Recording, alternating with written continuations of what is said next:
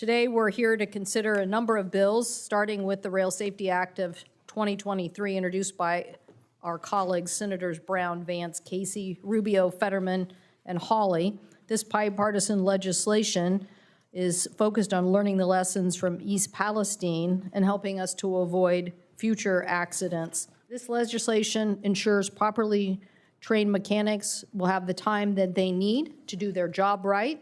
A Wall Street Journal investigation showed us that the current rail car inspection and maintenance practice aren't enough. Some railroads encourage inspectors to spend as little as 30 seconds to inspect one side of a rail car. And to put that into context, a rail car can be 65 feet long, and there can be well over 100 cars. So this requirement also helps us to improve the inspection process. I said at our hearing later that month that my staff and I would work diligently towards an agreement on policies that improve safety and protect communities, while at the same time not damaging our supply chain or imposing unreasonable costs that would ultimately make products more expensive for families.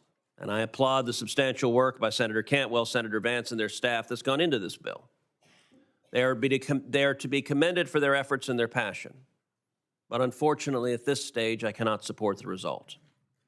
I remain concerned that this bill is overly and needlessly prescriptive in certain places. In particular, I worry that these numerous new rulemakings and authorities empower Secretary Buttigieg and the Biden administration to further and aggressively restrict the movement of American energy products. Legislation does, but it does a couple of other things as well. The second thing our legislation does, I would draw attention to, is that it provides enhanced safety inspections and monitoring to ensure what happens in East Palestine doesn't happen again, or at least, at the very least, to make it less likely. We heard the leadership of the American Association of Railroads. I admire their honesty for this, for admitting that 30 seconds is not nearly enough time to inspect a rail car before it goes into our communities. Our legislation would make these inspections more rigorous. It would actually enable there to be more time for these inspections, and it would make it more likely that inspectors catch the things that cause these trains to go off the tracks in the first place. I want to address just two concerns the ranking member addressed, and I might go a little over my time. I hope that's okay, Madam Chair. The first is this question of whether this bill will make it harder and will empower the Biden administration to prevent the transportation of coal and of other materials by rail. I don't think that's a fair characterization of our legislation. In fact, if you look at the number of industry groups, including the Chemical Council, that have come out in support of our legislation, they would not be supporting it if they thought it would make it impossible to transport their product by rail. Yes, it may make rail transportation a little bit more expensive, but it's going to make rail transportation a little bit more expensive in the service of safety, because let's be honest, we have allowed the rail industry to socialize the risk of their business while privatizing the rewards. We cannot, on the one hand, acknowledge that Ohio taxpayers and Ohio citizens are bearing the cost of this accident, and on the other hand, say it's ridiculous to require the rail industry to do a little bit more on safety. They should be doing more on safety. They should be incurring some additional costs so that another East Palestine doesn't happen again. The final point that I want to make here is the ranking member talked about the discretion given to the Biden administration. The ranking member himself has supported a number of pieces of legislation, even out of this committee, that give plenty of discretion to the Biden administration, including giving the Biden administration discretion over things like capital gains tax cuts for tech CEOs.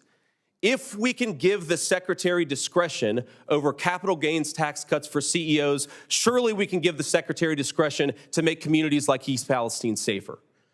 I think it's ridiculous to say that we're going to discover a principle when that principle would protect the people of East Palestine and ignore that principle when it benefits tech CEOs and others who get capital gains tax cuts.